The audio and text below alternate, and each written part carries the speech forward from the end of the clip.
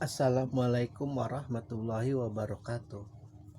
Auzubillahi minasyaitonirrajim. Bismillahirrahmanirrahim. Wa innal fuzarul lafi zahim. Sesungguhnya orang-orang durhaka benar-benar berada dalam neraka jahim. Kebalikan dari ayat sebelumnya, sesungguhnya orang-orang yang berbakti benar-benar berada dalam surga yang penuh kenikmatan. Surat At-Takwir yang akan kita bahas berikutnya, surat Al-Infitar dan surat Al-Insyikak adalah 3 serangkai yang menceritakan tentang kejadian tentang hari kiamat. Dan uniknya ketiga surat ini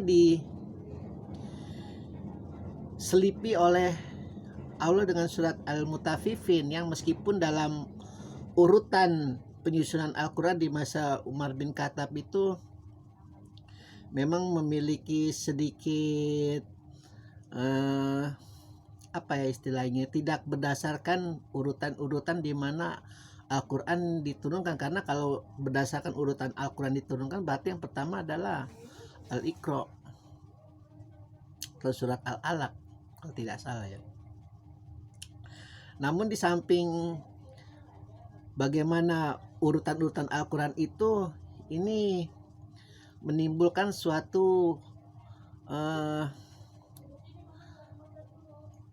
clue, suatu ciri khas bahwa betapa di antara kisah-kisah tentang terjadinya hari kiamat, kenapa Allah mencicipi tentang orang yang berbuat curang dan Allah itu sangat tidak suka. Dan artinya ini bahwa kecurangan-kecurangan yang dilakukan oleh manusia, baik di level terendah, level menengah, level atas lagi, itu adalah bentuk suatu durhaka kepada Allah, durhaka kepada Tuhan, durhaka kepada Tuhannya Muhammad, Tuhannya Rasulullah kita, Tuhannya para nabi. Dan Allah menjanjikan kelak mereka akan masuk neraka jahim, insya Allah.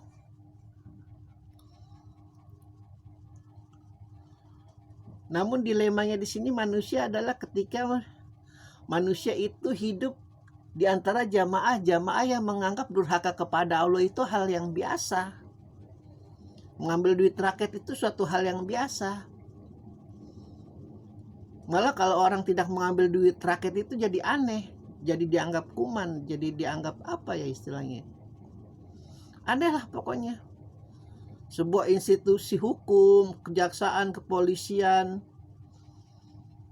amit-amit jangan sampai TNI malah, itu kalau pembesar-pembesarnya tidak tilep sana tilep sini, jadi dianggap aneh dan orang-orang di bawahnya jadi malas bekerja. Bahwa kalau ketua kita gak korupsi, kita malas kerja dah gitu istilahnya. Biarin dia kerja sendirian, emang enak kerja nggak dibayar lah, kan padahal pemerintah bayar gaji kalian.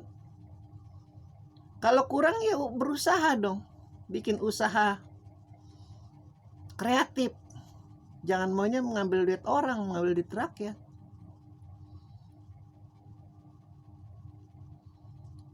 Dan ironisnya lagi, kalau kita tinggal di dunia yang seperti itu,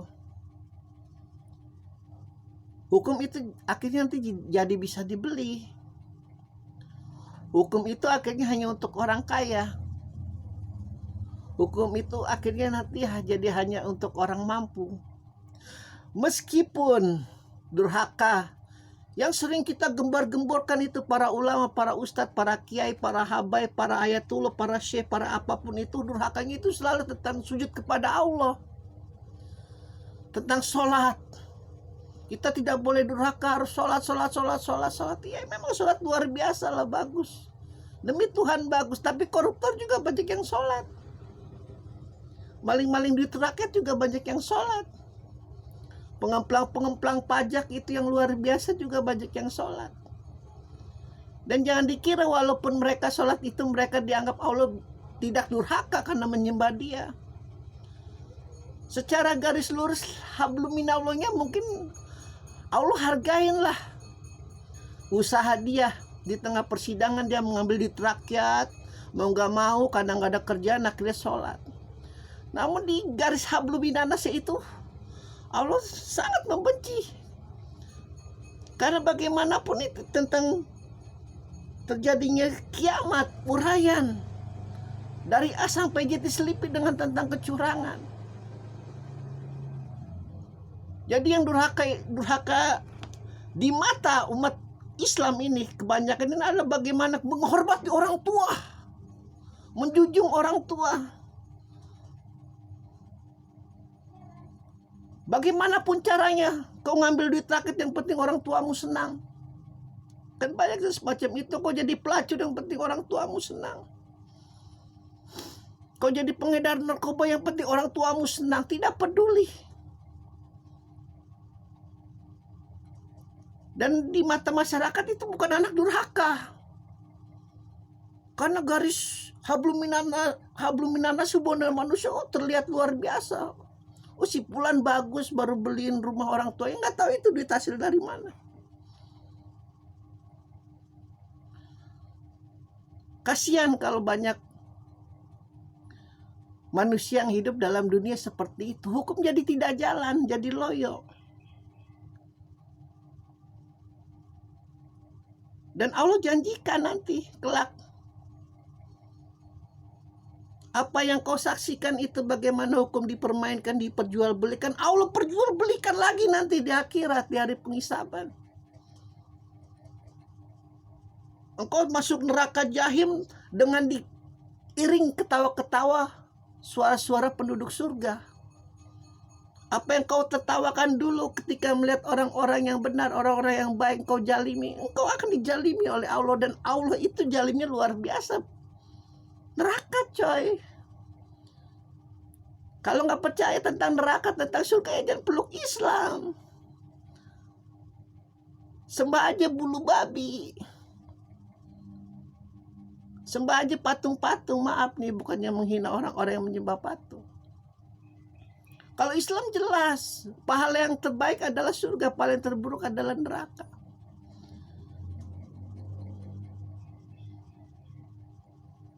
Engkau lebih baik diludahi oleh orang tuamu, engkau lebih baik diludahi oleh bapamu, tapi kau tidak memaksakan diri mengambil duit orang untuk agar ayahmu tersenyum, ibumu tersenyum.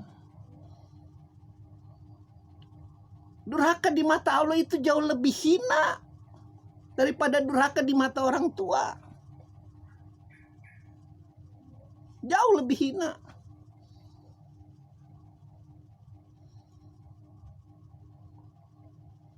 Sekali lagi, Allah tidak melihat hasil proses. Bagaimana engkau mengeluarkan keringat setetes demi setetes. Gue mah yang penting gimana caranya, yang penting orang tua gue senang, anak gue senang, bini gue senang. Tak peduli bagaimana caranya.